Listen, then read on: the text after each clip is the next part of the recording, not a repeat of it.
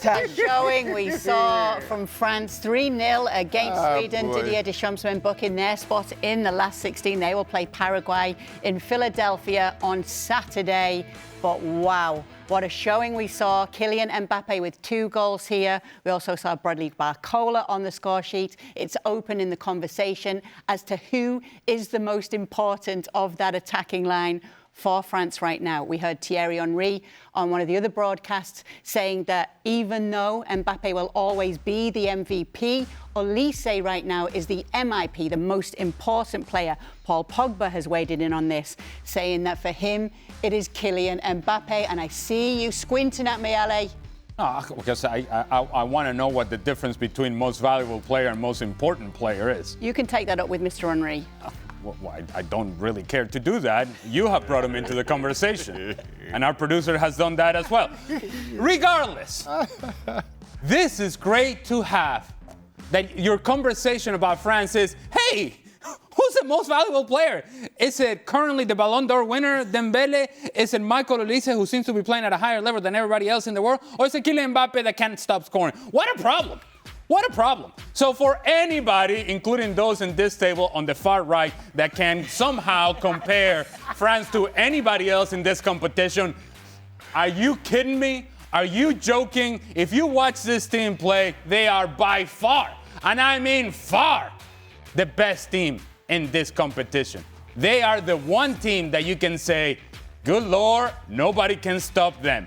And we'll play the games out, and something could potentially happen, but it has to be something catastrophic in order for this team to not be at the final and to not win this competition based on what we have seen so far. They are not only the best team in this competition, they're one of the best teams that I can remember watching at the World Cup level in many, many years. Like Ali says, it has to be something catastrophic. It does feel like this. How would you ever stop this version of France, Shaka? I don't know. I think everybody else in the tournament is asking exactly that question.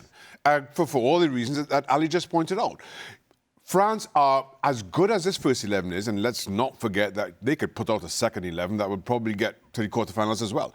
So even when there are issues, if players are carrying little injuries, even when things aren't going fully their way and Deschamps just tries to change things up, mix things up a little bit, there does not seem to be a drop-off. Or if there is a drop-off, it's nowhere near the drop-off that any other team would experience having to do the same.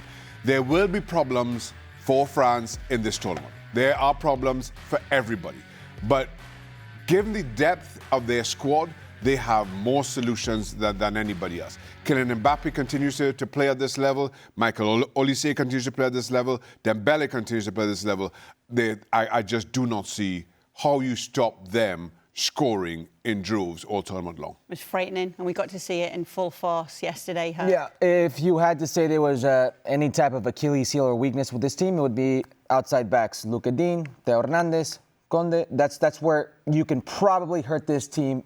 But to Ala's point, there's been no team in this competition that showed you the ability to do that. The most likely opponent would be a Spain, if they had Lamine on all cylinders. If Spain was the Spain that we recognized from the Euros, in this competition, but we've not seen that Spain. This has been a very pedestrian Spain. But there are teams in this competition that, through wing play, can hurt these outside backs because that's where the weakness is. Mike Maignan, who was maybe a question mark, has proven to be very, very good in this tournament. But when you see this team, and if it's not Kylian Mbappé on his day, you can have a player like Michael Olise. If it's not Olise, you've got Dembéle who can create for himself. If it's not Dembéle, you've got Adoué. Then you have a Barcola. There's just so much quality on this field. It looks like at any given moment they can overwhelm the opponent. That said, this has been not your typical World Cup. We've seen teams be very frustrated with tactically disciplined teams and a little bit of athleticism and some weather conditions. France had a opening 45 minutes that they threw out the window, that we can point to, okay, why was Senegal able to hurt this team? And as the competition grows, maybe a Spain grows into it. Maybe a Portugal grows into it. But right now, they're clearly the best team. So many people are already looking past Paraguay. It's the next game for France, but not our very own World Cup winner, Frank Leboeuf. Oh, boy. He says he is not looking past the round of 16 just yet. They're going to park the bus. they're going to wait for France to maybe open up or maybe not even, just waiting for the penalty shootout. And we're going to see maybe a 90% position for France. Oh, yeah. But as long as you don't score, Paraguay will still have hope. So we have to respect that team. They know how to defend. They know how to bend but not break, let's say. And that's going to be tricky. As long as France doesn't score the first goal, it's going to be a nightmare for France. Frank definitely didn't pick the odds as you take a look at France as big favourites to advance in this one. Just as we look at them very quickly, Ali, I just want to know how this France forward line compares to, say, a Brazil of 2002. Is that what we're looking at? That type of fire and star power up front in a World Cup? You're touching a sensitive place for me, Kay. That's why I asked you. It's a sensitive place because I do love me some Ronaldo. Ronaldo. I'm not talking about CR7. I'm talking about the OG, Ronaldo. Yeah. And Ronaldinho, and Rivaldo. Those are all-timers, all-time greats. And look, these guys eventually will become all-time greats. But we're not putting it at the same level as the 2002 attacking core group. And those guys are World Cup champions. These guys are not there just yet. So cannot make that comparison now, where we are.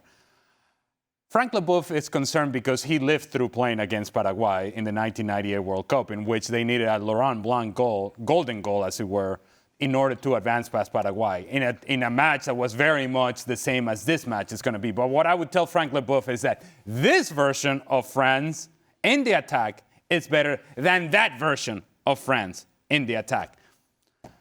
As compared to 2002 Brazil, not so much. As compared to 1998 France, this attack of France is better than that attack, and I think they'll break through Paraguay. Yeah.